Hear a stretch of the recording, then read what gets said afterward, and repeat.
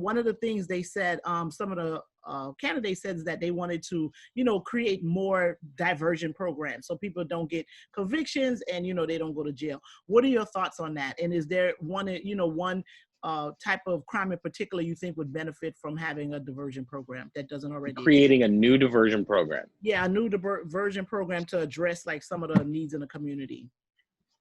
Well, all right, let's understand diversion in Broward County. And I've said this a few times too, because people just don't understand it. They say, we need diversion, we need diversion, we need diversion. Broward County's, let's start with juveniles. Broward County is the best diversion program. State Attorney's Office has the best diversion program of any in the state Attorney's Office, in the state of Florida. Ask Gordon Weeks, who's been in the office as a PD. He would say the exact same thing. Ask anybody that's been through the juvenile system, they would say the same thing. Now, the access to the system is a little different, but there's a great attorney. He speaks about this all the time, so I'm not telling anything new. Josiah Graham. Josiah Graham was put through the juvenile justice system as a kid. He went through diversion. He said, this ain't for me. He never committed another crime again. I have mentees that have been through the diversion program and also through the juvenile justice system, and they fixed their life. So we do have a great juvenile justice diversion program, extensive programs. We have over 12, all right? Now the adult system, let's start with misdemeanor. It's not good. We have one general catch-all diversion program. That's it. If you don't fit into the small criteria within this, they're gonna let you in. We're talking about misdemeanors of any size. Then there is a program, but it's not really a program. It's just a discretionary thing that they just started implementing about 1.5 years ago. I would say 2 years ago. So at the beginning of, I'm going to run for state attorney because one of the candidates runs the misdemeanor court system. So what we're going to do is we're going to allow more people into our diversion program who has marijuana charges. Well, why are we arresting for marijuana and why are we processing them through the misdemeanor program? That's number one. So we should have a diversion for them because they need to be in the civil system, not in the criminal system. The second thing is a 90-day system where 90 days, if you get DWLS and you get your license within 90 days, then we drop your case. But on the 91st day, if you don't get it, then we don't drop your case. Well, maybe I was at work and I couldn't get to the DMV or something like that, so now you're going to penalize me because I got to work, and the DMV's in Pompano and I live in Hollandale Beach or something like that. So these aren't real diversion programs. So what we need to do is actually create the framework around it. We need to offer it immediately before they're even filed, before they're arraigned. That's what people understand. We go through arraignment processes when we could do a lot of this stuff pre-arraignment, and then arraign them if they don't fulfill it and still have them go through the process. Now let's get to the felony system. There's two actually state attorney ran programs, mental health diversion and PTI. There's nothing else. That's state attorney run. The juvenile system, the 12, the state attorney runs those. The 1.5 in misdemeanor, the state attorney's office runs those. The state attorney's office does not run veterans court. We do not run mental health court. We do not run the substance abuse courts. Those are statutory courts in which judges preside over, in which the judge can let or not let certain things in. These other programs, yes. Okay. Yeah, drug programs, veterans court, like the judge can make exceptions and let people in. These other programs, mental health, diversion, and PTI, we can make exceptions to many of the things that we're not making exceptions to because it's in the purview of the state attorney's office. So we need to expand it. And unfortunately right now, immigration issues do not allow folks to be in these programs. One of my biggest supporters is from the immigrant community. He's an immigration attorney, Jamaican immigration attorney, and a defense attorney. He's been backing me because he sees the work that I've done for the community, which goes back to your first question, which is I don't know why. First off, I don't know where that came from, and I don't know why anybody would say that without contacting me directly. On the immigration one though, in that thing I saw. I don't know who this organization is you're talking about. I wish I did. I'll text you Because later. I would say, because I would say, oh no, why would, oh no, but no, we would expand it, and we would also strengthen the ones that we have. And expanding it, ones that we would expand to are uh, adding more locations too, because there aren't locations.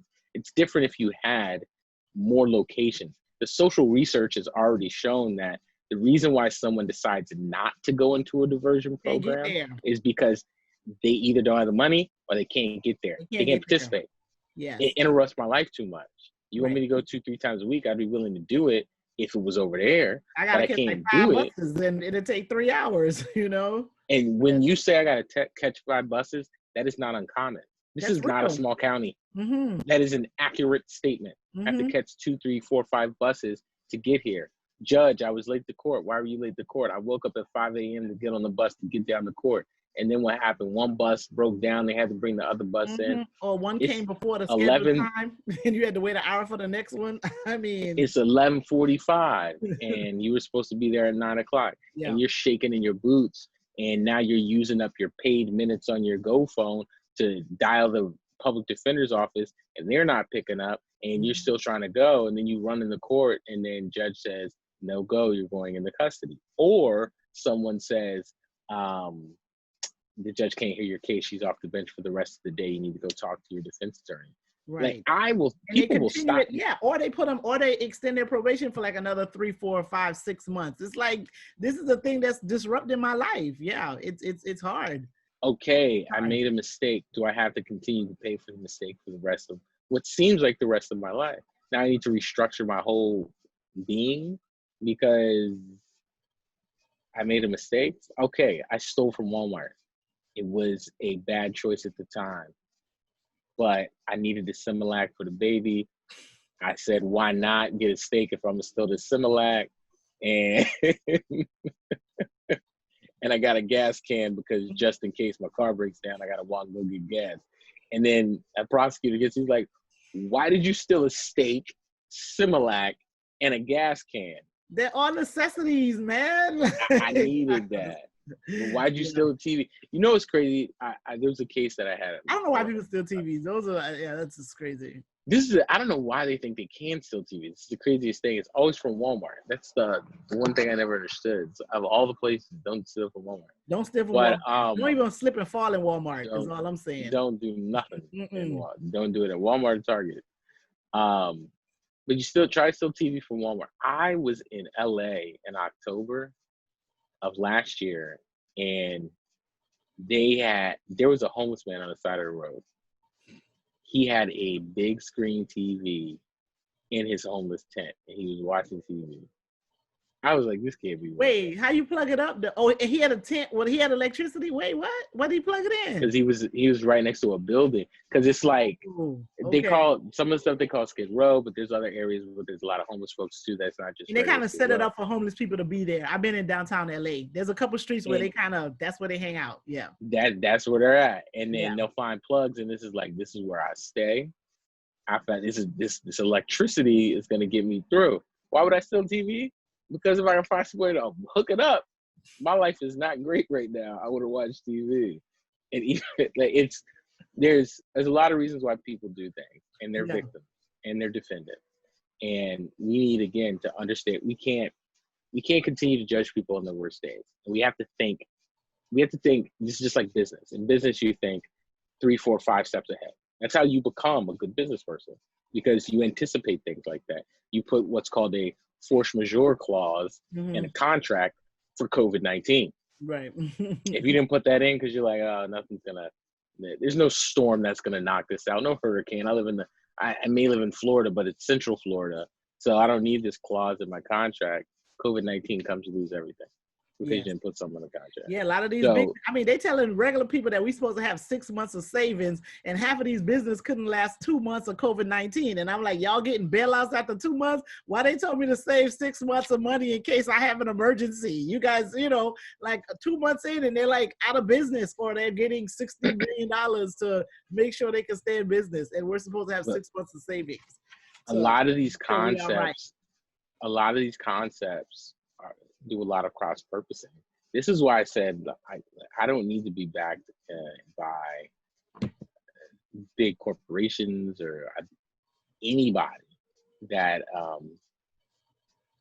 really has a political agenda that they want to maintain the status quo of Broward County. I'm empowered by the people, and I'm empowered by what we like to say, use your common sense. Don't leave the common sense at the door. These type of things. I'm powered by the people. That's why we have raised money. We do have backing. We do have endorsements. We do push. You're going to see some of the pushes that are coming out soon on this last leg of the campaign. And I can't wait for you to see it, Sandra. I can't wait for you to get texted like, I just heard this. I just saw this. Okay.